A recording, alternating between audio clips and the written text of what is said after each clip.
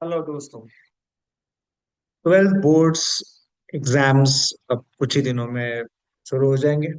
सबसे पहला सवाल आ जाता है कि सर एग्जाम से पहले इतना बड़ा बुक हमारा पढ़ के नहीं होगा, हमें कुछ तो बताइए जो हम इस हर एक चैप्टर से करें, स्पेशली एसपी के लिए, कि वो करके atleast we should be able to cover 80% 85% of the marks.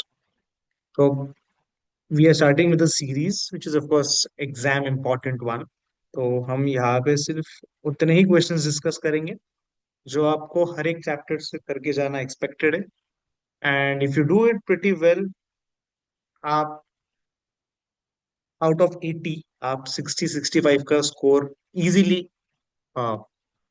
ले सकते हो अगर आप ये सारी चीजों को ढंग से पढ़े। सो ये सीरीज रहेगा, इसका ये पहला वीडियो है। इसमें हम chapter number 1 which is introduction to corporate finance, yes, हम इस चैप्टर से रिलेटेड क्या आपको करके जाना है वो देखेंगे। ठीक है। तो इस चैप्टर से सबसे पहले आपको याद रखना है कि आपको सिर्फ दो ही काम या से सिर्फ आपको आ,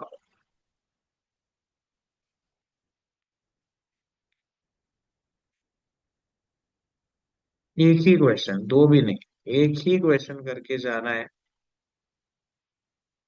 जो है आपका ये, that is distinction between your fixed capital and working capital. जो डिस्टिंक्शन है ये आपके लिए सबसे ज्यादा काम का रहेगा। इसमें आपके ऑटोमेटिकली तीन क्वेश्चंस टेक केयर हो जाते हैं। जैसे अगर आपको एग्जाम में क्वेश्चन आता है डिस्टिंक्शन, तो सॉर्टेड है ही। अगर आपको वो पूछ लेते हैं कि write kind of a short note और features something of fixed capital, तो आपको यही पॉइंट्स लिखना है। अगर आपको क्वेश्चन आता है about short note on working capital या explain the features of working capital, ऐसा कुछ आता है तो आपको यही पॉइंट्स लिखना है। This will be most important question from chapter number 1, which is distinction between fixed capital and working capital। ये आपको 200% करके जाना है, मतलब है। Let us discuss the answer to this।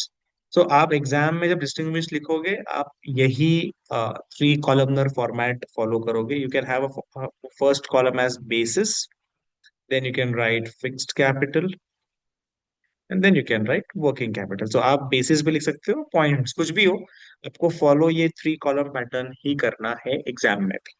ठीक है। Now what is fixed capital and working capital? तो ये बेसिकली एक इन्वेस्टमेंट पर्पस वाला काम है। जैसे हमने देखा था कि फाइनेंस मैनेजर के तीन काम है, तो दो जो आपको याद रखने हैं वो क्या है, कि फाइनेंस मैनेजर को देखना है कि पैसा कहाँ से लिया जाए, रेजिंग फंड्स, और पैसा कहाँ लगाया जाए, इन्वेस्टिंग फंड्स।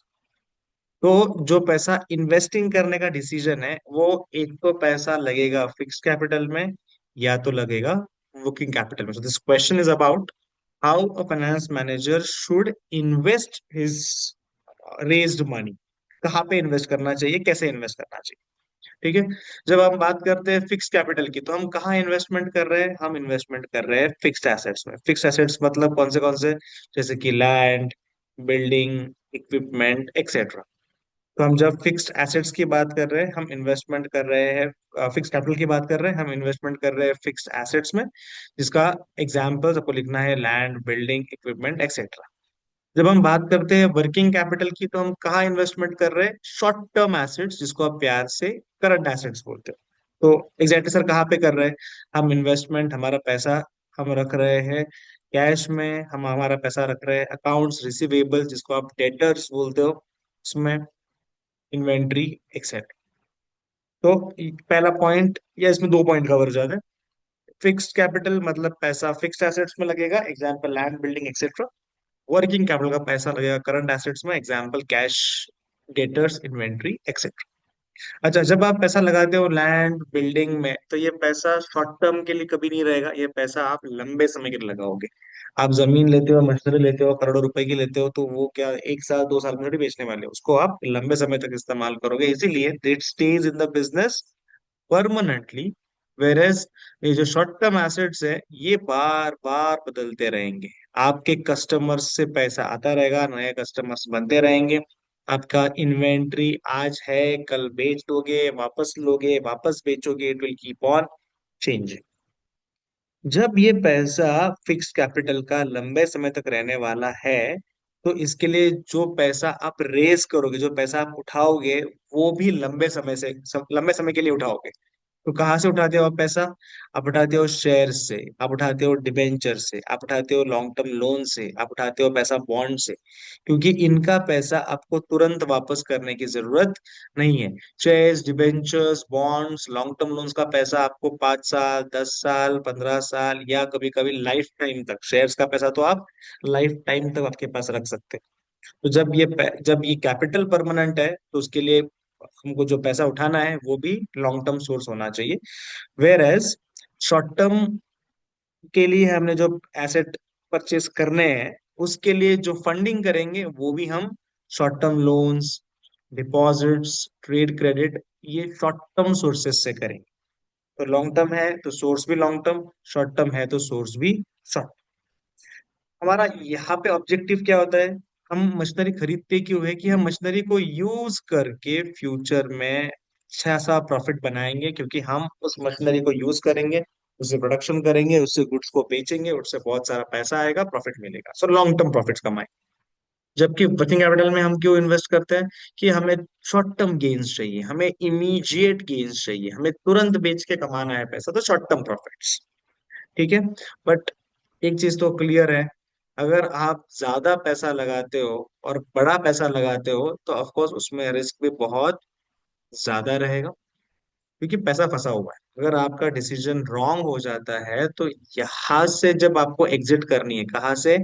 फिक्स्ड कैपिटल से अगर आपको निकलना है, तो आपको एक बड़ा लॉस लेना पड़ेगा। अगर आप बोलते हो मशीनरी हमने खरीद ली, तो वो मशीनरी गलत मशीनरी है, खराब मशीनरी है, ये मशीनरी नहीं लेनी चाहिए थी, इसको बेच दो, तो आपको पता होगा कि मशीनरी को जब आप बेचने जाओगे, आपको बहुत कम पैसा मिलेगा, जितना आपने लगाया था उसका 20, 25, 30% मिलेगा। वेरस यहाँ वर्किंग कैपिटल में वैसे भी आपने कम पैसा लगाया है, शॉर्ट टर्म पैसा लगाया हुआ है, तो रिस्क भी कम है। कोई कस्टमर अगर आपका डूब भी जाएगा, तो आपको 2, 5, 10 हजार रुपए का नुकसान होगा। कोई आपकी इन्वेंट्री खराब भी हो जाए तो भी आपको थोड़ा सा नुकसान होगा, बट आपका बिजनेस स्मूथली चलता रहेगा। यहाँ पे कुछ हद तक आपके बिजनेस को एक बड़ा ब्रेक लग सकता है। तो फिक्स कैपिटल में जब आप इन्वेस्टमेंट करते हो, तो रिस्क भी ज्यादा है।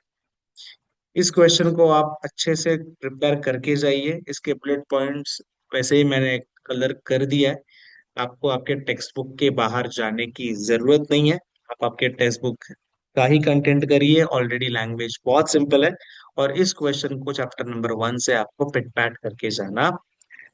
नेक्स्ट वीडियो में हम चैप्टर नंबर 2 के क्वेश्चंस देखेंगे। Thank you.